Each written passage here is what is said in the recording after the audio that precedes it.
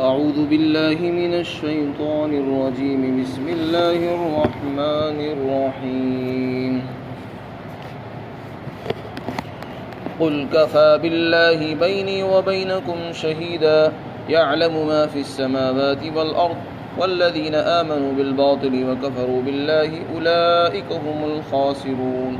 ويستعجلونك بالعذاب ولولا أجل مسمى لجاءهم العذاب وليأتينهم بغتة وهم لا يشعرون يستعجلونك بالعذاب وإن جهنم لمحيطة بالكافرين يوم يغشاهم العذاب من فوقهم ومن تحت أرجلهم ويقول ذوقوا ما كنتم تعملون يا عبادي الذين آمنوا إن أرضي واسعة فإياي فاعبدون كل نفس ذائقة الموت ثم إلينا ترجعون والذين آمنوا وعملوا الصالحات لنبوئنهم من الجنة غرفا تجري من تحتها الأنهار خالدين فيها نعم أجر العاملين الذين صبروا على ربهم يتوكلون وكأي من دابة لا تحمل رزقها اللہ یرزقها وإياكم وهو السمیع العلیم۔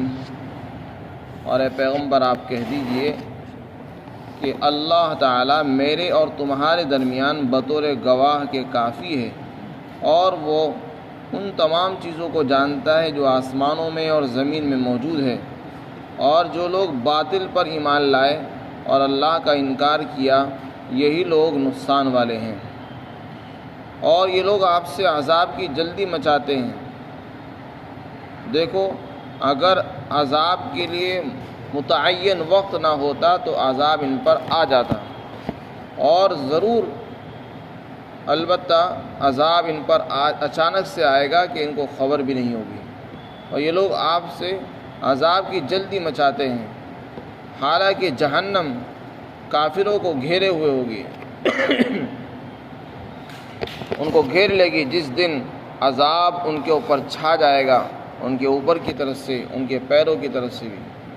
اور اللہ تعالیٰ کی طرف سے ارشاد ہوگا کہ تم اپنے اعمال کا مزہ چکھو۔ اے میرے ایمان والے بندو، میری زمین بہت وسیع ہے، لہذا میری ہی عبادت کرو، اور ہر نفس کو، ہر جاندار کو موت کا مزہ چکھنا ہے، اور وہ موت کا مزہ چکھنے والا ہے۔ پھر ہمارے پاس تم سب کو لوٹا دیا جائے گا، اور جو لوگ ایمان لائے اور نیک عمل کیے ہم ان کو جنت کے بالا خانوں میں ٹھکانہ اور جگہ دیں گے جن کے نیچے سے نہریں جاری ہوں گی، اور وہ ان میں ہمیشہ رہیں گے،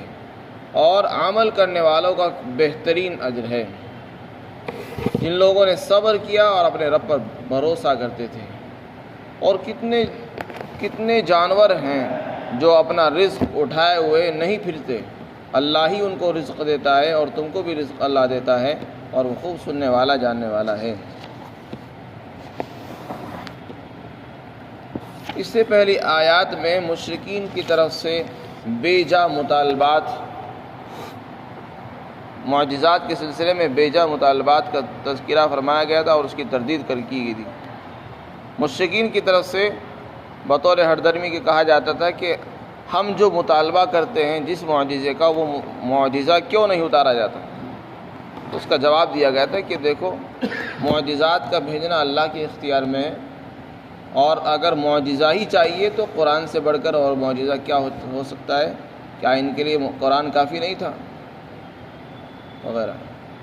تو یہ لوگ آپ کی نبوت میں شک کرتے تھے، قرآن کے اللہ کا کلام ہونے میں شک کرتے تھے۔ یہاں پر اللہ تعالیٰ نے اپنے نبی کو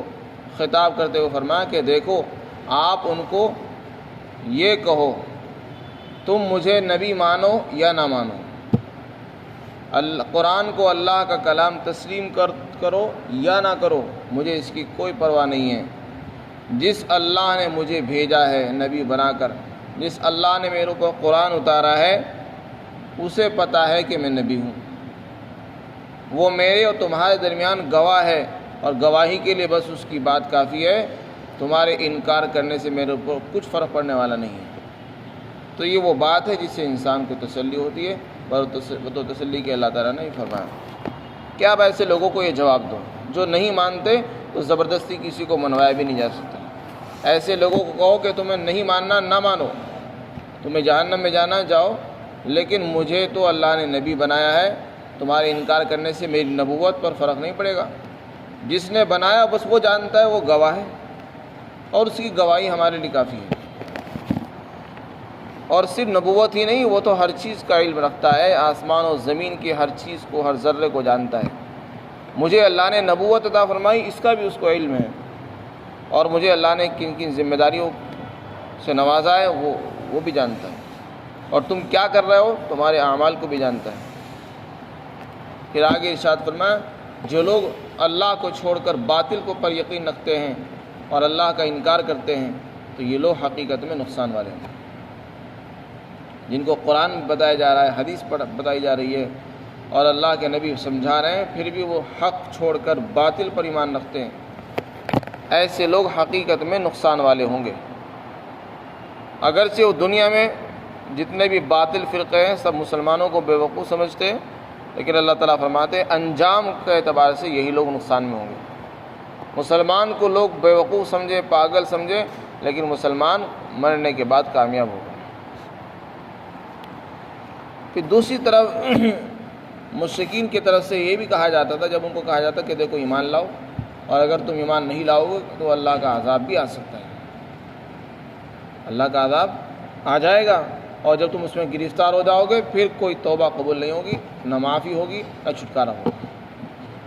تو اولاً تو وہ عذاب پر یقین نہیں رکھتے تھے اور آپ کی نبوت کو بھی نہیں مانتے تھے، تو بعد میں تھک کر کہتے تھے کہ عذاب، جس عذاب سے تم ہمیں ڈراتے رہتے ہو وہ عذاب لے کر تو آؤ، اسے لاؤ، لا کر دکھاؤ کہ تم سچے ہو۔ ان کا یہ انداز اس بات کی دلیل تھی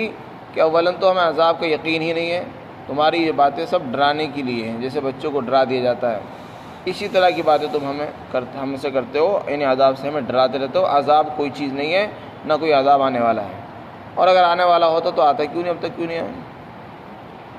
اس طرح کی باتیں کر کے وہ عذاب کا تمسخر کرتے تھے، نبی کی باتوں کا مذاق اڑاتے تھے اور ان کی تخفیف کرتے تھے، ہلکا سمجھتے تھے۔ اللہ تعالیٰ نے اس کے جواب میں فرمایا کہ دیکھو ایسا نہیں ہے کہ عذاب آنے والا نہیں ہے، یہ عذاب کوئی چیز ہی نہیں ہے۔ اللہ نے عذاب کے لیے ایک وقت مقرر فرمایا ہے، متعین کیا ہے۔ اگر عذاب کا وقت طے شدہ نہ ہوتا تو ابھی عذاب آ جاتا، لیکن چونکہ اللہ کے یہاں ضابطہ ہے، جس کا جو وقت طے ہے اللہ کے یہاں وہ اسی وقت پر آتی ہے، اس سے پہلے وہ چیز نہیں آتی۔ عذاب کا بھی وقت متعین ہے اللہ کے یہاں، اس لیے اگر عذاب میں دیر ہو رہی ہے تو دیر کو اندھیر نہ سمجھو، دیر ضرور ہو رہی ہے لیکن اس کا یہ مطلب نہیں کہ عذاب ہی نہیں آئے گا۔ پھر عذاب کب آئے گا؟ وہ دنیا میں بھی آ سکتا ہے، دنیا میں بھی اس کا وقت آ سکتا ہے، بہت سے کافر دنیا میں ہلاک ہو جاتے ہیں، اور اگر دنیا میں نہیں آ سکا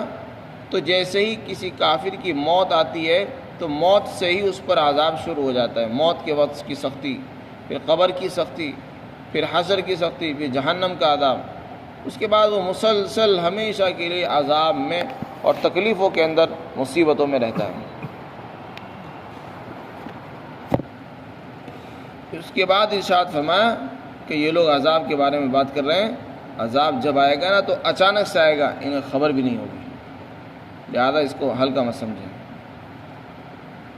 اور فرمایا یہ لوگ عذاب کے بارے میں جلدی مچا رہے ہیں، یہ سمجھ رہے ہیں کہ عذاب کو یوں ہی ہلکے میں لے لیں گے اور برداشت کر لیں گے، اگر آ گیا پھر کیا ہوگا؟ فرمایا کہ اگر آ جائے گا تو جہنم ان کو گھیرے گی، ان کا احاطہ کر لے گی، جب عذاب آئے گا پھر بھاگنا بھی چاہیں گے نہیں بھاگ سکیں گے، جہنم ان کو گھیر لے گی اور عذاب ان کے اوپر ان پر چھا جائے گا، اوپر سے بھی عذاب، نیچے سے بھی عذاب، ہر طرف سے عذاب ہوگا،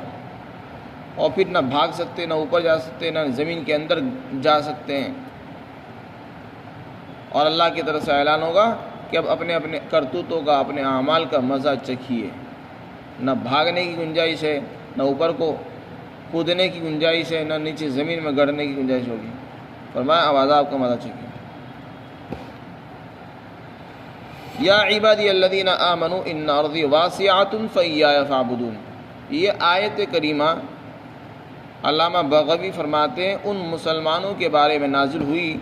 جو مکہ مکرمہ میں مسلمان ہو گئے تھے لیکن کمزوری کی وجہ سے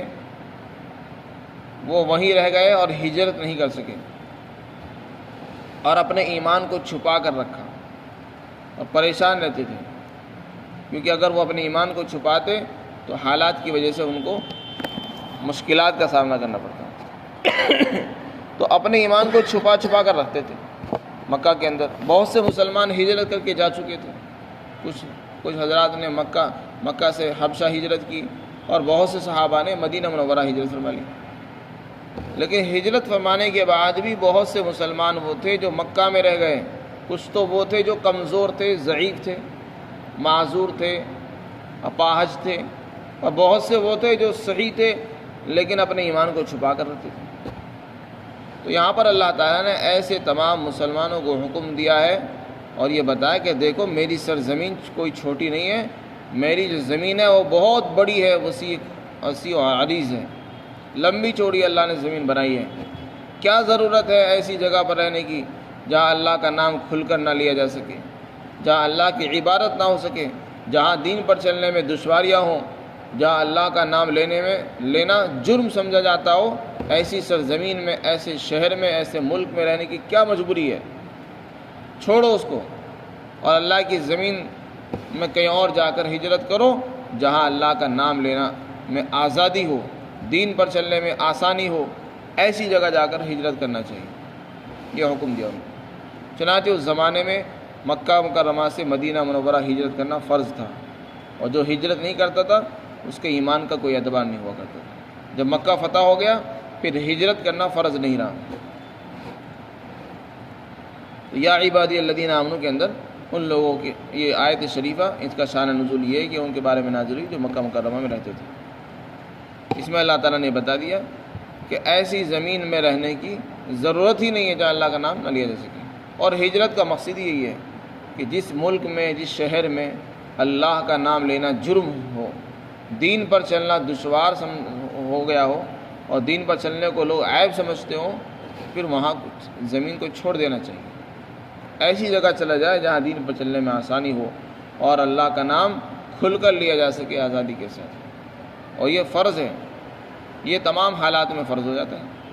ایسے حالات کبھی بھی کسی زمانے میں انسان کے ساتھ پیش آ جائیں تو ایسی زمین کو، ایسے ملک کو چھوڑنا ضروری ہو جائے گا اس کے لیے، اس لیے کہ اپنے آپ کو اس طرح بندشوں میں رکھنے کی اجازت نہیں ہے۔ اللہ نے ہمیں اس دنیا کے اندر عبادت کے بنایا، اور عبادت ہی ہم کر نہ سکیں تو اس روئے زمین پر رہنے سے ہمارا کیا فائدہ؟ لیکن ہجرت کا جو مسئلہ ہے، ہجرت کوئی معمولی کام نہیں، ہجرت کے لیے بڑا دل چاہیے اور بڑی مشکلات اس میں پیش آتی ہیں۔ جب انسان ہجرت کرتا ہے تو ہجرت کے لیے اپنا گھر بھی چھوڑنا پڑتا ہے، اپنے رشتہ داروں کو چھوڑنا پڑتا ہے، اپنا کاروبار جمع ہوا ہے، دکان ہے تو اس کو چھوڑنا پڑتا ہے، کھیت ہے اس کو بھی چھوڑنا پڑے گا، فیکٹری لگا رکھی اسے جمائے کاروبار کو چھوڑ کے جانا پڑتا ہے۔ تو یہ کوئی کام آسان نہیں تھا۔ ہجرت کے اندر دو چیزوں کی رکاوٹ آتی ہے۔ اللہ تعالیٰ نے دونوں باتوں کا جواب یہاں پر ارشاد فرمایا۔ جب آدمی ہجرت کرنا چاہتا ہے، دل میں خیال آتا ہے کہ جب یہاں اللہ کا نام نہیں لے سکتے تو فائدہ کیا، تو کہیں اور چلے، لیکن دو چیزیں اس کو روک دیتی ہیں۔ سب سے پہلی چیز ہے موت، کہ اس کو خطرہ یہ ہوتا ہے کہ اگر میں اپنے گھر سے نکل کے چل دیا اور راستے میں کسی نے حملہ کر دیا، مجھے لوٹ لیا، کسی نے مار دیا تو میری جان تو چلی جائے گی۔ تو موت کا خوف اس کو ستاتا رہتا ہے۔ تو اس موت کے ڈر کی وجہ سے وہ بیچارہ ہجرت کرنے کی ہمت نہیں کرتا، اور یہ سوچتا ہے چلو اگر میں چلا بھی گا کہیں اور تو پتہ نہیں لوگ مجھے زندہ بھی چھوڑیں گے یا مار دیں گے، کیا ہوگا، اسی ڈر سے وہ اپنے ملک سے، اپنے وطن سے نکلتا نہیں کبھی۔ اللہ تعالیٰ نے فرمایا کہ دیکھو موت کا معاملہ تو ایسا ہے، وہ طے شدہ ہے، موت تو ہر حال میں آنی ہے، آج نہیں آئے گی تو کل آئے گی، لیکن اس کا کسی کو علم نہیں کہ وہ گھر بیٹھے آئے گی یا باہر آئے گی، وہ تو آنی ہے۔ تو موت کے ڈر سے ہجرت کو چھوڑنا اور اللہ کے دین پر چلنے کے لیے جہاں آسانی ہو وہاں نہ جانا، یہ کوئی عقل مندی نہیں ہے۔ موت کا مزہ ہر شخص کو چکھنا ہے، ہر نفس موت کا مزہ چکھنے والا ہے، پھر موت کے ڈر سے کسی چیز کو، دین کو چھوڑ دینا، یہ کہاں کی عقل مندی ہے؟ تو یہاں جواب دیجیے کہ دیکھو موت تو ہر حال میں آنی ہے، موت یہاں گھر بیٹھی بھی آ سکتی ہے، اس لیے موت کی وجہ سے کسی کام کو مت چھوڑیے۔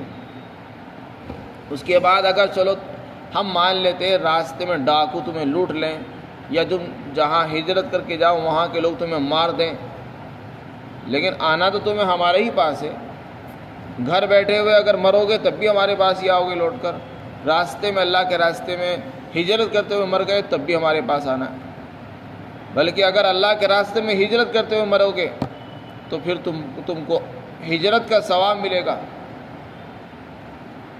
اور اللہ کی طرف سے جو ہجرت پر وعدے ہیں اس کا اجر و ثواب بھی ملے گا، اور گھر بیٹھنے پر اگر مرو گے تو وہ اجر و ثواب نہیں ملے گا۔ اور تمہاری جو نیت ہوگی، نیتوں پر اللہ نے وعدے فرما رکھی، ہجرت پر اللہ کا وعدہ ہے، اللہ کے راستے میں شہید ہونے کا اجر و ثواب الگ سے آپ کو ملے گا۔ تو یہ سارے حالات تو ہمیں بتائیں۔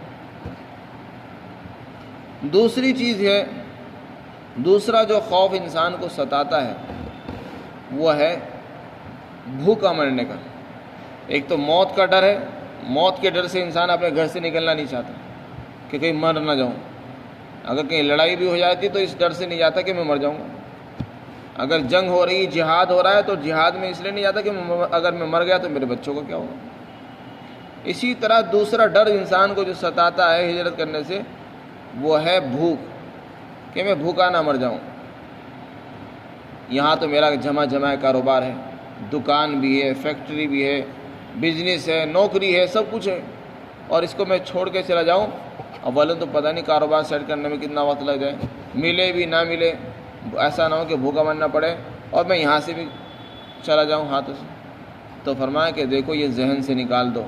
کہ مجھے روزی یہاں مل رہی ہے اور وہاں نہیں ملے گی۔ فرمایا یہ دیکھو جانور ہیں، اللہ نے اس زمین پر کتنے سارے جانور بنا رکھے، کوئی جانور اپنا رزق اٹھائے نہیں پھرتا، یا پھرتا ہے تو بتاؤ؟ کوئی جانور اپنی روزی روٹی اٹھائے نہیں پھرتا کہ مجھے شام کو کھانی ہے، اب کل کو کھانی ہے، صبح کو کھانی ہے، نہیں۔ جہاں جاتے ہیں وہاں اللہ تعالیٰ ان کے رزق کا انتظام فرما دیتا ہے، وہ اپنا رزق کھاتے ہیں اور پھر آرام سے زندگی گزارتے ہیں اور آرام کرتے ہیں۔ اسی طرح ایک مطلب اس کا یہ ہے کہ کوئی جانور اپنا رزق جمع کر کے نہیں رکھتا کہ مجھے کل صبح کو کھانا ہے، یا مجھے پرسوں کھانا، مجھے ایک مہینے کے بعد کھانا، پورے ایک مہینے کا راشن اس نے اپنے گھر میں ڈال لیا لا کے۔ کوئی جانور ایسا نہیں کرتا کہ پورے مہینے کا راشن اپنے گھونسلے میں، اپنے گھروں میں، اپنے بلوں میں لا کر رکھ دے اور اپنا کھاتا رہے، نو ٹینشن ہو جائے۔ بلکہ حدیث پاک کے اندر آتا ہے، اللہ کے رسول نے فرمایا اگر تم اللہ پر ایسا توکل کرنے لگو جیسے کہ توکل کا حق ہے، تو اللہ تمہیں اس طرح رزق دے گا جیسے جانوروں کو دیتا ہے، کہ وہ بھوکے پیٹ خالی ہوتا ہے، صبح کو اپنے گھونسلوں سے نکلتے ہیں اور شام کو پیٹ بھر کر واپس آ جاتے ہیں۔ نہ انہیں کمانے کی ضرورت پڑتی ہے، نہ مزدوری کی ضرورت پیش آئی، اور نہ ہی کسی کے سامنے نوکری کی ضرورت پیش آئی، خالی پیٹ گئے اور پیٹ بھر کر واپس گھر آ گئے۔ تو جانوروں کا حال تو یہ ہے کہ وہ کبھی اپنی روزی کو اٹھائے نہیں پھرتے۔ پھر تم کیوں ٹینشن لیتے ہو کہ تم اگر ہم ہجرت کر کے چلے گئے کہیں اور تو ہماری رزق کا کیا حال ہوگا، ہماری بھوک کیسے مٹے گی،